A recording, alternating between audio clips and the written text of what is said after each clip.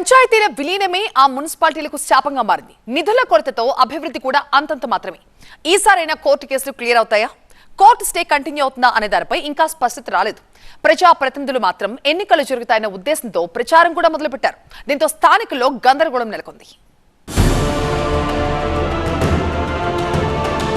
ఉమ్మడి గుంటూరు జిల్లాలోనే నరసరావుపేట, పొన్నూరు, బాపట్ల మున్సిపాలిటీలకు 2014లో ఎన్నికలు జరిగాయి. దీనికి కారణం కోర్టు కేసులే. నరసరావుపేట మున్సిపాలిటీలో 34 వార్డులుండగా రావిపాడు, లింగంగుంట, యలమంద, కేసానుపల్లి, ఇస్సపాలెం పంచాయతీలను మున్సిపాలిటీలో విలీనం చేయాలనే ప్రతిపాదనను వ్యతిరేకిస్తూ ఆ గ్రామాలకు చెందిన స్థానికులు కోర్టును ఆశ్రయించారు. తాము గ్రామ పంచాయతీలోనే కొనసాగుతామని, విలీనం చేయవద్దంటూ కోర్టుకు వెళ్లడంతో ఎన్నికలు నిలిచిపోయాయి. అప్పటి నుంచి ఇప్పటి వరకు కోర్టు కేసులు క్లియర్ కాలేదు. దీంతో ఈసారైనా ఎన్నికలు జరుగుతాయా లేదా అన్న మీమాంస నెలకొంది.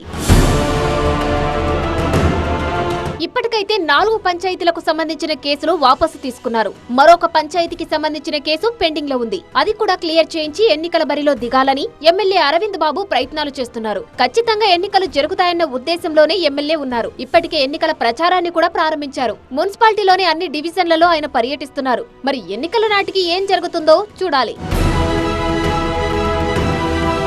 ఇక బాపట్ల మున్సిపాలిటీలోనూ అసోదివారిపాలెం, మూలపాలెం, సూర్యలంక, ఆదర్శ్ నగర్ గ్రామాలది కూడా విలీన సమస్యే. ఆయా గ్రామాలకు చెందిన స్థానికులు కోర్టును ఆశ్రయించడంతో గత ప్రభుత్వ హయాంలో ఎన్నికలు జరగలేదు. ఇప్పటికీ కోర్టులో కేసులు అలానే ఉన్నాయి.